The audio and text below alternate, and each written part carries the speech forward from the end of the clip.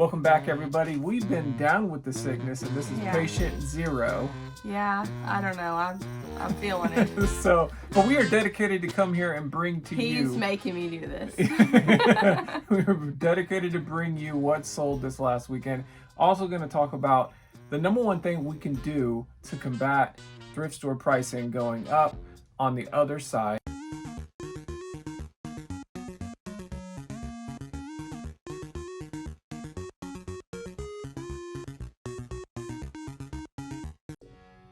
All right, so it was a busy weekend. We sold 39 total items for $1,436. Crazy, super busy.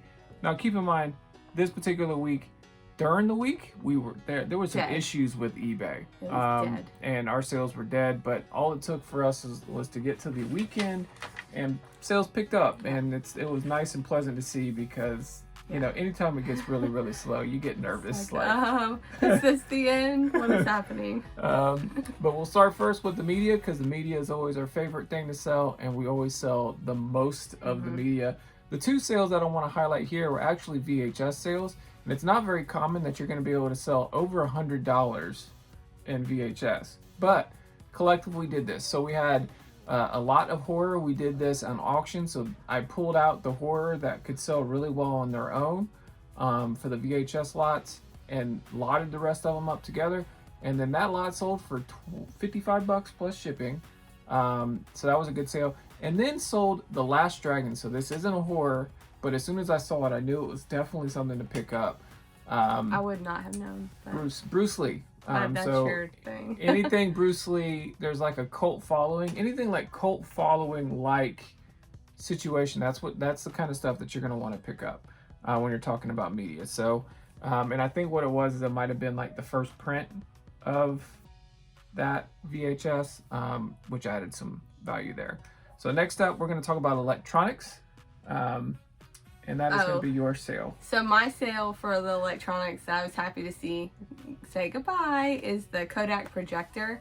I had bought 2 of these at Goodwill, and I was so excited because I knew they could, bring in a good amount of money. And, one sold relatively quickly, but the person that purchased it, you could tell clearly had no idea how to operate it because we had it working and knew how to turn on and like where the compartments were. They first thought there was no way to turn it on, but it was like the cord was buried.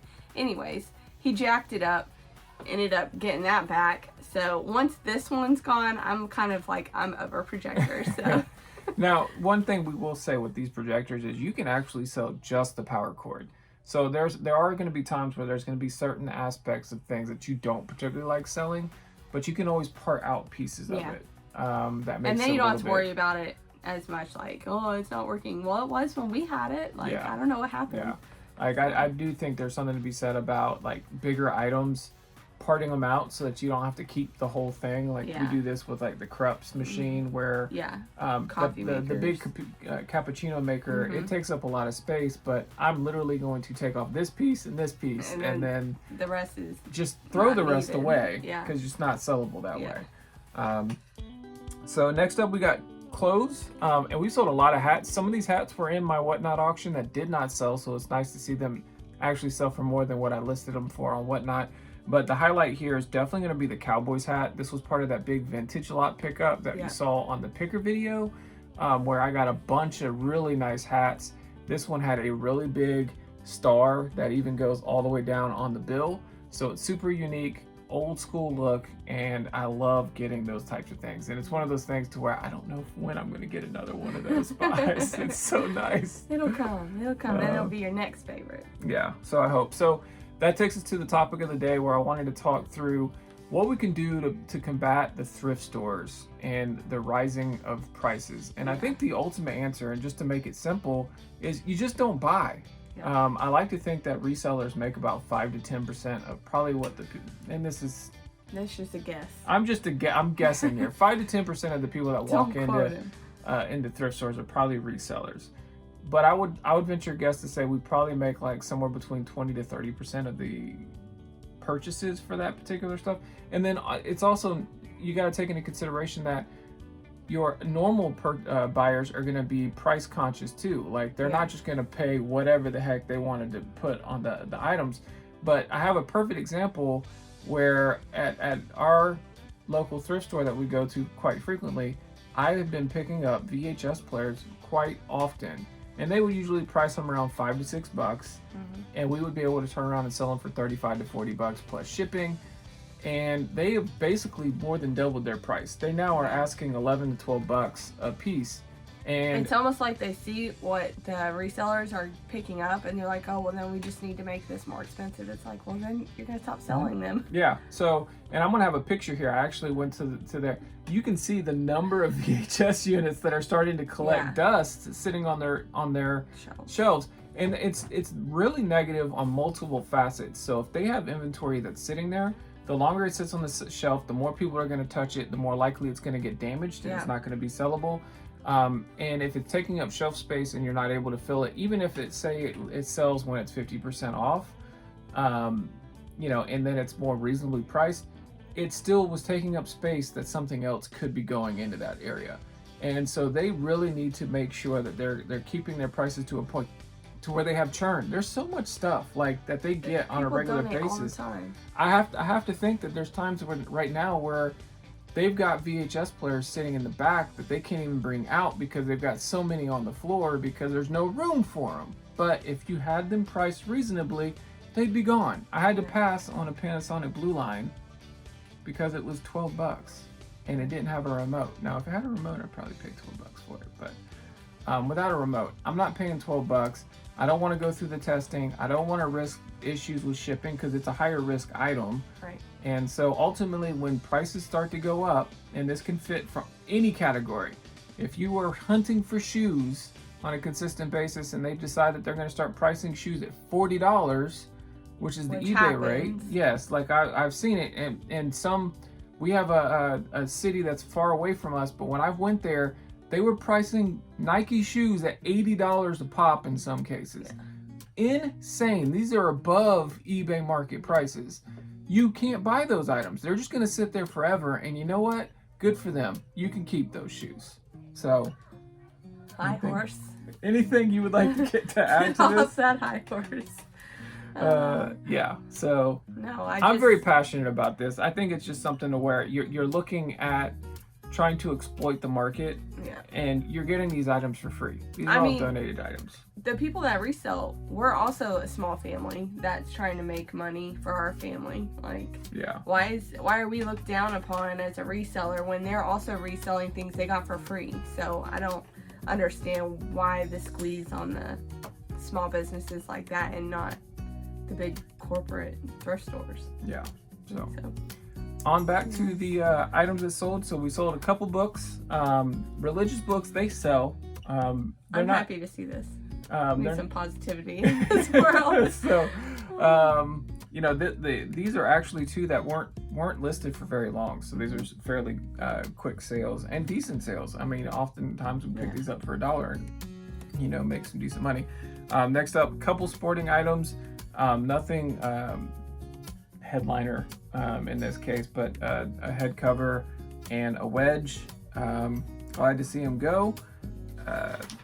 Next up, we got some toys. So the sale that you wanted to talk about here was the Gabriel Iglesias bobblehead. Yeah, we got to see Gabriel Iglesias in a show, and he was so funny. Fluffy. He was like the hardest working comedian I've ever seen.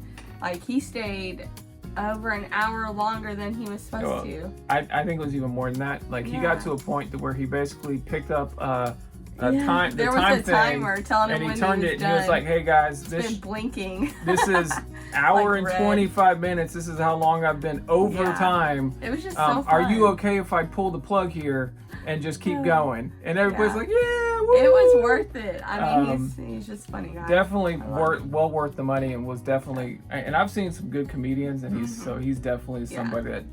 So seeing someone want the bobblehead, it's like, yeah, we like him too. And then next up for the toys, we got the tin metal motorcycle. It's really cool looking. Mm-hmm. I for some reason thought this was more vintage. It's more of a modern version of this motorcycle. Still profitable. It's super cool item, and it's not like, I don't even know if the picture does it justice, but that thing was like pretty big. Like that big. Yeah. Maybe I'm not even giving it. I don't know. It was pretty big. Soon the fish is just going to continue to grow. It was like this big. But it was fairly big motorcycle, so it's a little bit complicated. You could ride it. If you were a I'm baby. just kidding. But I think the cool thing about this one was the interaction with the buyer. Yeah. You can tell they were excited. They were getting it as a gift for somebody. For her brother. And they were really like trying to work like on the shipping aspects. And we're always willing to work with people. Now I'm gonna get sick again, but that's okay. And then last category. Give me a kissy. Yeah, not gonna happen. Shoes, and you know it's funny. Last weekend we sold the Belleville shoes, and we said we had Bellevue boots. Got you rattled. Yes, you do. This is the second pair. So another brand new inbox pair of military boots. Sold 105 plus shipping. Again, fast movers. Yes, very. Lots of money. It's went all across the board, and it's one of those things too where you really can't go wrong with that sale. Like they're not going to send these back. No. So, anything else you'd like to add?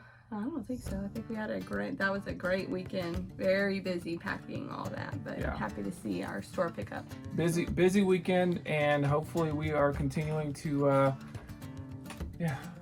learn, keep more moving, stuff. Keep moving, and we have another like long sale coming up. Oh, yeah, we have the big grab. Big grab. Big grab. So you're gonna get your GoPro out. GoPro going. Yeah. So. Awesome, and we still have the second part of that series coming. To be edited.